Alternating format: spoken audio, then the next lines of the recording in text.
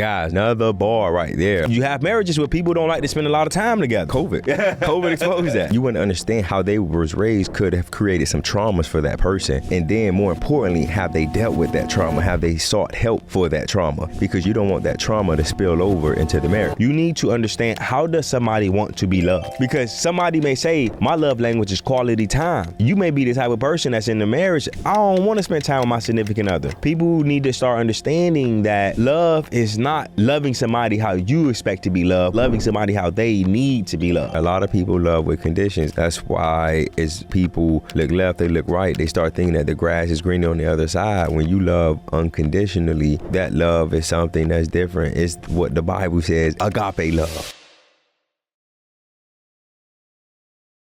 Welcome to another edition of the Expose and Expand podcast show. I'm the man with the plan, Jeremy Mathis. I'm Joshua. I'm going to give you the game, Mathis. And welcome to another edition of the Expose and Expand podcast show, where we expose you to the ideas, the strategies, the struggles, the failures, the people, and the experiences that have gotten us from zero to millions. Happily ever after isn't always happily ever after. Until death do us part isn't always so true for a lot of couples and a lot of marriages. We believe that because so many people, they get into marriages, they get into long-term relationships, and they don't have critical conversations. In today's episode, we're going to expose you to the things that you need to know and the conversations that you need to have before you commit your life to someone. Our hope with this episode is that you will make sure that you do the right things before you get married. Let's get exposed. Guys, as always, man, we want to grow the show and we will greatly appreciate your support. If you're watching on YouTube, be sure to hit that subscribe button. And if you're listening on any of the podcast players, be sure to hit that follow button and leave us a 5-star review. And be sure to expose someone else to the show. So, yes, when we were talking about this topic, it was one that I would say is near and dear to us because you and I take marriage, we take relationships, we take family important, and this is a conversation that a lot of people don't have. This is a conversation that needs to be had because a lot of people just go into relationships, they go into marriage blindly without asking the right questions. So this is something that when we were talking about, I'm like, man, this is gonna be one for the book. It's not just the questions that need to be asked, but it's just also the conversations that need to be had because you need to know certain things about your partner, like their background, their lifestyle, things like that. So yes, it's about asking the right questions, but it's making sure that people are having the correct conversation so that they can know, is this the person that I want to commit my life to? Is this the person that's going to continue to grow, evolve, and be the person that I need to be so that we don't have to be the ones to continue to help the divorce rate increase? So we don't have to be the ones that go through bad divorces and have the attorneys make all the money and we walk away with nothing after we spent years building up a life and then we realize, hey, we don't want to be together, and then it crumbles down. So I'm very excited about this episode because one thing that I've been realizing in my marriage is that a lot of things could be way better if me and Ash had more conversations or different conversations, and I'm going to bring up some of those points today. So, and I'm not saying our marriage is bad because our marriage is great, but it could just be better because of having understandings before we went into the marriage. Man, listen, you talked about divorce, and fortunately, and I use the word fortunately purposefully, I've been through a divorce, and it has taught me so much about myself. It's taught me so many lessons, and it showed me what I didn't want long term. So sometimes people look at breakups, they look at divorce as a bad thing. And for me, I've changed my perspective on it. And sometimes it's bad for people, but for my situation personally, it was for the betterment of me and it helped me grow so much. And I'm pretty sure it did for my ex as well. She's a great person, no shade or anything towards her, just understanding that like me going through that has prepared me for the man that I am today. Me going through that allows me to give advice to friends who may be going through certain things. And when we say this all the time, there's purpose in your trauma, there's purpose behind your pain. And for me, going through that divorce there's purpose. And I didn't see it then, but I see it, 4 or 5 years later. Yes, guys. So just to be clear today, we're not going to give you every single thing or every single question or every single conversation that you need to have before you commit your life to someone. But we want to give you just a few things that you need to think about, a few things that if you're thinking about marrying somebody, if you know marriage is for you, if you want to commit your life to someone, these are some of the conversations and the questions that we wish we knew, that we wish we were exposed to before we got married, before we committed our lives to someone. And we're going to jump right into it. So for me, I'll go first. So, and I have my phone because I wrote down some points and I want to make sure I get through all the points. So the first thing that you need to know and understand before you get married to someone or take that next step is their view on the four most critical things in your life, which is faith, family, finance, and fitness. It's the 4 F's. So for me, some points that I wrote down is when it comes to faith, what are their personal beliefs and values? Right, that boils, and when you start understanding that, when you ask those questions, it helps you understand a little bit about how they were raised. It's important to understand how a person was raised. Another thing is finance. What is their relationship with money? What are their views on saving and spending? Their views on debt. That's so important.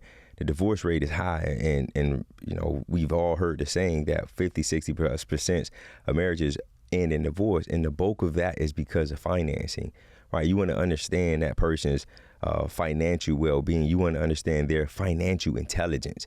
That is so important when it comes to a marriage. And then the next thing, or the last point that I want to make within that point is, do they believe in taking care of themselves? Right? How are they eating? Are they working out? Because not only will that affect you, but if you decide to have kids with that person, that'll affect your kids as well. It was a lot that was said, and then I want to break it down. And one of your points that you made was actually one of my points that I want to talk about first was, you know, what was their upbringing like? How were they raised? And people, they don't understand how critical that is to somebody's belief as far as how they are now. Meaning, how were you raised? Like, what was done in your household to you? What were the things that were said? Was your mama negative? Was your daddy a negative person? Because more than likely, if your mom and your daddy was negative, you probably gonna be a negative person, gonna have a negative outlook on life. What was your view? Was working out and being healthy a huge critical part to you being, in your upbringing? If that wasn't the case, you probably not going to take health as serious. That's not an absolute statement. It's not an end all be all, but how you were raised is a critical part to who you are as a person. So before you get married to somebody, you need to understand their upbringings, because they're going to believe how they were raised. They probably going to believe, I need to raise my kids how I was raised. I need to feed my kids what I was fed. I need to live, et cetera, et cetera. So I want to make sure that people understand it's critical that you know how somebody was raised, because that is going to play a critical part into your marriage and the person that you're spending your life with. But more importantly, understanding how they was raised is you want to understand how they was raised, because how they was raised could have created some traumas for that person. So you want to understand what are the traumas that person has dealt with in their life, and then more importantly, have they dealt with that trauma? Have they sought help for that trauma? Because you don't want that you don't want that trauma to spill over into the marriage. Another thing that you talked about was how they take care of themselves. That's not only just going to the gym, but it's what are they putting into their body? What do they think is okay to feed the kids? Because we've had friends that have gotten divorced because one person wants to feed the kids junk and the other person says, no, we need to be eating organic. We need to be doing this and this and this. If you had that conversation before you got married or before you guys committed your lives to each other, you could have avoided a lot of big problems. If you sat down and said, hey, do you believe in going to the gym? Is fitness going to be a part of our family? Is what we eat going to be a part of? Or are we going to care about that? Because again, we've seen it for ourselves. Some people just get divorced because of it. Me and Ash, at the beginning of our marriage, and when we started having kids, we had friction because her view on things were, well, the kids can eat whatever. My view was, no, Ash, America has allowed the food corporations to kill us. We need to be very cognizant of what we put in our bodies. And that created a little bit of friction. But luckily, she's got behind me and started to support me because she understood how important that was. But the reason why we wanted to have this episode is because we want you to avoid the struggles and the failures that we've had to go through in our marriages and in our relationships, because we know how important these conversations are. So make sure that you guys are having that conversation around fitness and faith and finances. And another thing when it comes to taking care of yourself is also your mental and emotional health, right? How are you taking care of yourself in those areas? Because most people just think about working out and what you eat. Those are key and those are important. But how are you protecting and taking care of your mind? How are you protecting your emotional your emotional stability? Because all of those things are important, and if they're not in alignment and if they're off, you're going to feel that, and it's going to affect the marriage. For sure. So guys, one of the key things, as Josh pointed out, before you commit yourself to somebody, before you get married, you need to understand the 4 F's, which is repeat them to the people. The 4 F's: faith, family, finance, and fitness. Got it. All right, guys. So my first thing that I want to talk about on things that you need to know and conversations that you need to have before you commit your life to someone is you need to understand, how do they feel about growth? What are their thoughts on growth? And part of asking that and understanding that is you need to understand, is this person for the rest of their lives, are they going to be a go-getter or are they going to be content? Because imagine being in a relationship, you're a go-getter and you have somebody that's content, that's going to be some friction there. Because if you're a player, if you're a go-getter, you want people around you to be go-getters. You want people around you that want more out of life, that want to be better. If you're around somebody that's like, I'm okay, I don't need to get better, that's going to affect you. That's going to affect your marriage. Another thing as far about growth that you need to understand is this person, do they want to be a better person? Not just wanting more life. Do they want to be better? Because some people, that's just how I am. I don't want to grow. I'm fine with who I am. And you got to ask yourself, do you want to be with somebody like that? Or do you want to be with somebody that says, you know what? I know I got some trauma and some issues. Let me go seek some help. Let me go to therapy so that I can grow. Let me start doing affirmation so that I can get my mental right. Let me start putting great things into my mind, because I know what I put in here is going to spill out into my life. So again, you need to understand, before you get into a committed relationship, before you marry somebody, what are their thoughts on growth? Or do they want to be content? Or do they want to continue to go and get it every single day? Man, that's crazy. That was one of the points that I wanted to make as well today. But just to harp on what you said is, or just to expand on what you said is, more about what are their future goals, and do they have a growth mindset? Future goals meaning, like, where do you see yourself in 5 to 10 years in your career? Where do you see us in 5 to 10 years? Do we want kids? Do we want to travel? Are we going to live here long term? Are we going to move? Those are important things, and those are important things for you to know, because if you don't know those things later on in the marriage or in your relationship as you grow, if one person is feeling this way and they didn't say anything about it, that can create a lot of friction for you. And like Jerm said, having a growth mindset is so important, especially if you are a business owner, entrepreneur, you're a high achiever. It's hard to be with someone who's not like that, because they don't understand the habits. They don't understand the things that you do on a daily basis. They may say, you're doing too much, when what what you're doing is helping you propel and get to where you want to get to. So God, like what Jerm just said, is so important, and I hope you guys didn't miss that point. So to somebody that's listening to this, they could say, man, it's easy for us to sit down and ask all those questions. What you want in 5 years? What you want in 10 years? What you want in 15 years? Are we going to live here? It's easy to say what you want, but we know that sometimes words don't always align with the actions. Would you say, and would you agree with the point that, yes, you need to ask those questions about the future, but I think people need to also ask, hey, what has how have you progressed in the last 5 years of your life? How have you grown in the last 5-10 years of your life?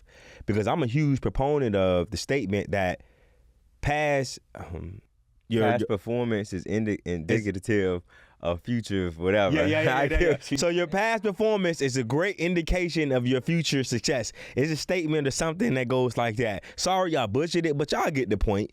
So, and the reason why I wanted to bring that up is because, again, somebody can sit there and they can sound good.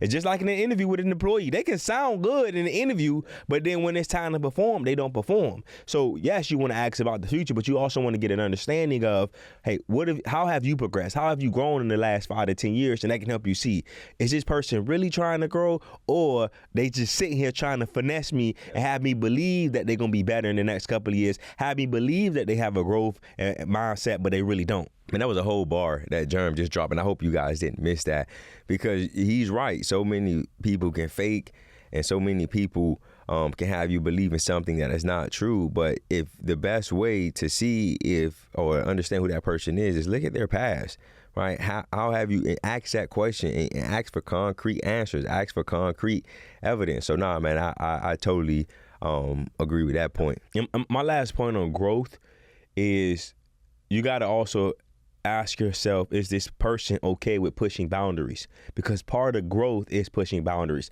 Part of growth is being uncomfortable. You have to understand that if somebody's not willing to be uncomfortable, they're not willing to push boundaries, then more than likely they're not willing to grow. They're not willing to change. And you need to understand, if you're a person that really, really loves growth and change, if somebody's not doing that, that is going to be a very, very difficult situation that you're going to put yourself into. The reason why I thought about this is because, again, Josh and I, we've been fortunate enough to be a part of masterminds and have conversations with older, wiser people that have given us the same game that we're giving to you guys. So I want to make sure that you guys understand how important it is that if you're a go-getter, you want to be with somebody. They don't have to be at the same level of you as far as being a go-getter, but they have to want better. They have to want more. They cannot be okay with being content, because I'm telling you, that is going to create some friction. So you said push boundaries. Give me an example of like boundaries or something that, because I don't think the audience understand what you mean by boundaries. But pushing boundaries is, we are in a marriage and I tell you, hey, listen, I'm tired of working this job. We got enough money saved up for the next 6 months. I want to go out and pursue my dream of starting my own business, except whatever that looks like. Pushing boundaries in that example, and what I'm trying to get across to the audience, is somebody that's going to challenge you to make sure that that's really what you want. But then when you say yes, they're going to understand that our lifestyle is going to be a little bit different than what we've become accustomed to. We're going to have to do things a little bit different. We're going to have to make ourselves a little bit uncomfortable. We're going to have to push these boundaries a little bit further so that I can be happy within this marriage, meaning I can go out and pursue my dreams and goals, because we've saved up, we've lived the lifestyle what we've had, where we created a cushion for ourselves where I can go out and do that. So that's an example of pushing a boundary and being uncomfortable. Man, hey, that was that was a great example, because like we have friends that have been through that. We have so many friends that been through that, right? One of the couples wants to take the next step. Hey, it's time for us to pursue our dreams. We got the money saved up. We're comfortable. We may have to cut back a little bit. We may not be able to go out as much. And then the other person is like, no. Yeah. And that's created so much. Like, man, that was a great point. So the next point that I want to make, guys, when it comes to things that you need to know and conversations you need to have before you get married to someone, is what is their preferred form of communication and what is their love language. So many marriages end in divorce because of lack of communication, lack of effective communication.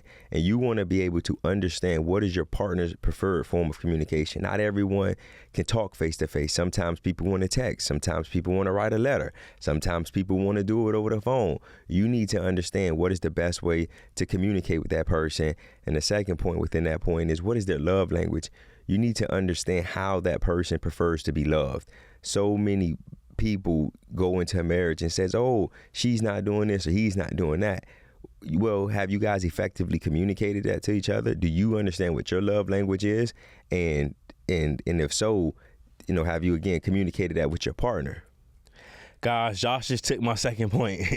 He took my second point, but and the reason why I wanted to tell you he took my second point is, I understand how critical it is, and not even the communication part. I was focused specifically on the love language. Love language is meaning, is physical touch important to you? Is quality time important to you? Acts of service, words of affirmations, gifts. Those are the 5 love languages by my guy Gary Chapman. If you have never read that book and you think about committing your life to someone, you definitely need to read that book and understand the love languages. You need to understand, how does somebody want to be loved? Because somebody may say, my love language is quality time. You may be the type of person that's in the marriage, I don't want to spend time with my significant other. That sounds crazy, but you have marriages where people don't like to spend a lot of time together. COVID exposed that. Right? You may have somebody that says, hey, my love language is words of affirmations. You may have grown up in a household where nobody ever spoke life into you, so you don't know how to do it. And you don't know how to give somebody that love that they need. You got to understand, how does somebody want to be loved, and can you love them the way that they want to be loved? People need to start understanding that love is not loving somebody how you expect to be loved, but love is loving somebody how they need to be loved. Whereas for me, I know my wife, her love language is quality time. At the beginning of our marriage, in the beginning of our relationship, quality time, we live together. What you mean quality time? That's quality time. No, quality time meaning at the end of my day, I'm going to give her 20, 30 minutes at like real quality, and we're present. We're having those conversations. Quality time meaning on the weekends, we're going to go on dates with just me and her and not all of my colleagues, because she likes that one-on-one, and people are not, and I didn't understand that. So people need to understand what these love languages are, and understand what their significant other love language is, and love them how they need to be loved, not how you want to be loved. Guys, another bar right there. Like, don't love how you want to be loved. Love how they need to be loved. And in order to do that, it starts with understanding that love language. And the last point that I want to harp on or make when it comes to communication is, again, so many marriages fail because of lack of communication. And guys, when you're communicating with your partner, one, it's important to understand how they want to be communicated to, but also you want to create a space where your partner feels vulnerable enough and comfortable enough to be able to come and communicate everything that they're feeling. So many people are in prison, not marriage, they're in prison because they can't share how they feel. They can't do the things that they want to do because of how they think their partner is going to react or feel, right? If you guys communicated that and you had a conversation around it, it shouldn't be an issue. So when Josh say a prison, he doesn't mean literally being in prison. He's talking figuratively, meaning you are in your household and you are not able to communicate with your partner and be vulnerable with them. You're in the prison. That's what Josh is saying. So I want to make sure that you guys understand what he's saying when he says being in the prison. And just going back to the communication piece, so many marriages fails because they don't know how to communicate. And it's not even about, well, let me say this. So many marriages are in a bad space, or they go into a bad space because they don't know how to communicate. They don't know how to listen to understand and not listen to reply. So many people think that communication is we're talking, but I'm raising my voice to get my point across, and I'm going ballistic so that I can think that this person is understanding me and they can hear me, but that's not the case. Communication truly is trying to understand what someone else is saying to you, taking that, thinking about it, and then giving it respectful rebuttal. We've seen so many couples, so many people, so many business partners that don't know how to communicate, and things went sideways just because people don't know how to communicate. Communication is so critical, not only just to who you commit your life to, but in everything that you do in your life. If you don't know how to communicate, you can never get what you truly want in life. If you don't know how to communicate, you can never get to your truest and best self, because you can never express the things that you need to express and take in the things that you need to take in from other people. Guys, communication is so important. As our good friend and the great philosopher Marcus Y. Rozier says, everything in your life get better when you get better with your words. Meaning, if you get better with communicating, everything in your life will get better, whether you're a business owner, entrepreneur, at home, around your friends. So guys, just learn to get better with your words, but like Jerm said, and I don't want you guys to miss that point, listen to understand and not to reply. So many people are listening to reply as opposed to understanding and comprehending what that person is saying, so you guys can have effective conversation. So I want to make sure that we understand, have the audience understand this point. As I'm thinking about it, we've talked about it a lot, but before you commit your life to someone, how do you truly know if they are an effective communicator? Because when you're in a relationship with somebody before you're in marriage, that's typically the honeymoon phase. Everything is good, gold. Everything is perfect. How can you truly know that somebody's a good communicator before you marry them and before you commit your life to them? There's going to be several situations in that quote unquote honeymoon phase where you are going to be able to experience that person as a communicator. You're going to disagree about something, right? When you guys disagree, how does that person respond? Are they raising their voice? Are they yelling? Are they throwing things? That's showing you some things. You have to be intentional about the questions you ask. Ask intentional questions to your partner and just see how they communicate. Those are just a few ways on how you can see and understand, like, okay, is this person a good communicator? Got you. Okay, guys, so my second point, well, I've had more points. Josh just stole some of my points, but the next point that I want to bring to the audience today is, and with things that you need to know and conversations you need to have before you get married and commit your life to someone, is you need to know what your expectations are as a husband, what your expectations are as a wife. And guys, this goes beyond sex. You need to know, is this person going to support my dreams? You need to know, is date night important to the other person? You need to know who's going to plan the date nights. You need to know, does this person expect you to hang out with their friends and family? Though you need to have clear expectations about the roles, responsibilities, the wants and the desires of each other within this marriage. You can get into a marriage and somebody, and this happened to me and my wife. Before we got married, she had expressed to me multiple times that, Jeremy, you hanging out with my family is very important to me. That wasn't important to me. It was like, oh, whatever, it's your family. I can come sometimes. I ain't got to be there all the times. But then we started to have friction because that was extremely, extremely important to her. And if we would have set, like, she's kind of set the expectation at the beginning, but I think if we both would have done a better job of setting the expectation, we would not have to overcome that hurdle. So guys, before you commit your life to someone, understand what they expect from you in the marriage. Man, Darren just stole me. I have a next point, but I got another one for y'all.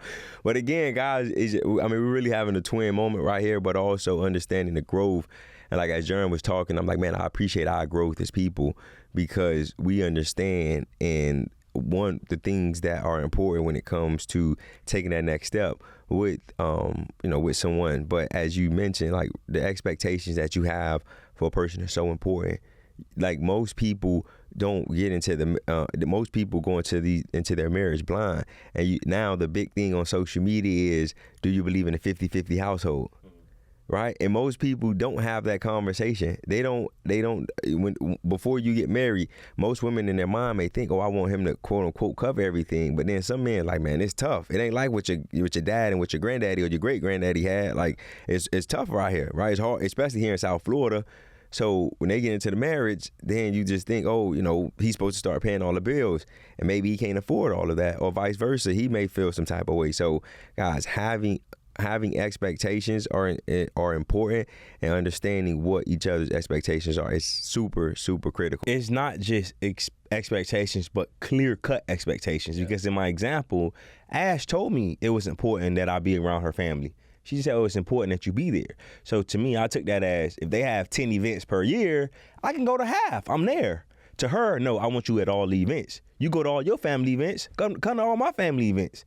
And I had to understand, and it's not that I didn't like them, because like I've expressed multiple times, her family is amazing. I am so truly blessed that I married into a great family. That's a whole nother point right there, marrying into a great family or a bad family, but I married into a great family. So it's not that I didn't want to be around them. It was just, I can spend time by myself working as opposed to spending time with her family. But no, you give your work and your family your undivided attention, and you always there. I want the same thing when it comes to my family. So having not just expectations, but clear cut expectations is important. No, that's true. That's true. So the last point that I want to make on things that you need to know, conversations that you need to have before marrying somebody is, do they have grit and perseverance? Do they have grit and perseverance? And that is so important, because if you get married with someone, you plan on spending the rest of your life with that person. And if you get married young, or depending, whenever you get married, you're going to probably spend 20, 30, 40, 50 plus years with that person. And we've lived life long enough, and we're wise enough to know that there's going to be ups and downs. There's peaks and there's valleys, right? And you want to understand, like, is this person going to ride with me when I lose the money, when I make bad investments, when I make a mistake? Is this person going to ride with me? You want to know that, okay, does this person have my back? If I come home and I'm like, hey, man, like, I can't cover the mortgages, I need your help. Are you going to step in and help me? Or if I say, hey, man, we got to downgrade, we can't stay in this big house no more. Or, hey, man, we got to move with my mama for a year. Are you down for that? Right? So many people say they're ready to do life with a person, but they have conditions on doing life with people. And one thing that I've learned by being with Queen is, like, unconditional love, true unconditional love. Most people love with condition, and she taught me how to love without conditions. And you got to ask yourself, if you're listening to this, the person that I'm with, or even when you get into a marriage, are you with that person based on conditions, on what they can do for you, or is it unconditional? Like, hey, I'm ride or die. Bar. That should have been the first point in this very social media society that we live in, because social media will have you believe that everything is always sunshine and rainbow, peaches and cream at all times. But we understand, if you're doing life with somebody, y'all gonna go through some things. And to your point, can they persevere through that? Are they mentally strong enough to understand that this is only a season in our life together, that when we get 80, we can talk about the time where we almost lost it all, or we did lose it all, and we had to move in with your mom or my mom, or et cetera, et cetera. Some people, they don't understand that life isn't always up, up, up. You're going to have those little downward falls, but you need somebody that's going to ride it out and stick it out with you. So that is definitely something that people need to have a conversation about. But not only a conversation, but hey, tell me, and again, it's an interview. Tell me about a time in your life where you had to go through something, and how did you get through it? Because again, at that table, when it's in that honeymoon phase and everything is feeling good, it can sound good, but when things hit the fan and life happens, because life be lifing sometimes, is that person going to stick it out for you? Stick it out with you? Are they going to be there with you? Are they going to help you? Or are they going to do what we saw in the video from the girl the other day, where her husband came home and said, hey, I lost my job. Yeah. And then after 30 days, they end up getting a divorce because she said, oh, my expectation is, and you as a man, you need to always be able to provide. You need to always be able to do everything for me. And the lady talked about, oh, since he wasn't able to provide for me for this 1 month, I just couldn't be with him no more. I had to go be with his friend. Like, come on, is that really love? Is that really us being together? It's loving with conditions. Yeah. It's loving with conditions, right? A lot of people love with conditions, and that's why people look left, they look right. They start thinking that the grass is greener on the other side. When you love unconditionally, that love is something that's different. It's what the Bible says, agape love. So now we got more points, but the last thing that I just want to touch on today is understanding understanding how somebody defines love. Like, what does love look like to you? Have you seen real love in your life? If you can ask somebody that question to define what love means to them, and have they seen love, that'll give you some insight as to what they believe and what they think, and how and what to expect from them in the future. So making sure that when you're having a conversation with somebody and asking them, what is love? Define that for me. Help me understand what you believe it is in your life and in your brain. That'll bring a lot to the forefront. Man, that's so good.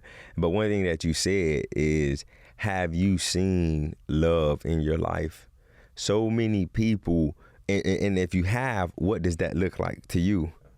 Because one of the things that I've been through before in my past was there was a woman in my past, she told me, you're going to fuss and fight, you're going to argue in your relationship, in your marriage. And I totally disagree with that. We don't have to fuss. We don't have to fight. We shouldn't even normalize that. Too many couples normalize that. And if you're listening to this, I want to break that chain off of your marriage. I want to break that chain off of your relationship. You don't have to fuss. You don't have to fight with somebody. You don't have to go back and forth with them. You guys can communicate effectively without raising your voice, without being disrespectful, without calling each other out of your names. So, I know that was a little left turn, but going back to the point is, have they seen love? Because sometimes people have seen love, but their form of love is the fussing. They saw their parents fuss and fight for 40 years, and they think, well, they was married and they stuck it out, but that's maybe their definition of love, and that may not be your definition of love. That may not be what you want. So it's important to understand what the exposure that someone has had in their life when it comes to love. Was it that definition? Was it a low point? Was it always fussing and fighting? Or was it, hey, peace and harmony? Guys, like I said, it's more points and more things and more conversations that you need to have with other people. But again, because of time, we like to keep these episodes at a certain time frame, which we went over that time frame. But just to recap, my 3 points is: what are your thoughts on growth? Are you comfortable with pushing boundaries? Are you comfortable being uncomfortable? Number 2, what is your expectations, or what do you expect from me as a wife or as a husband? Meaning, are you going to be supportive? What does sex look like for us? Are we going to be going on date nights? Is this marriage going to be a boring marriage or a fun marriage? You need to understand what the expectations are. And then my third thing that I pointed out today was asking somebody to define what is love and what does love look like for them. Yeah, and the points that I made today, number 1 is their view on the 4 critical things that every person needs in their life, which is faith, family, fitness, and finance. Second point was what are their future goals, and do they have a growth mindset? German, I shared that point.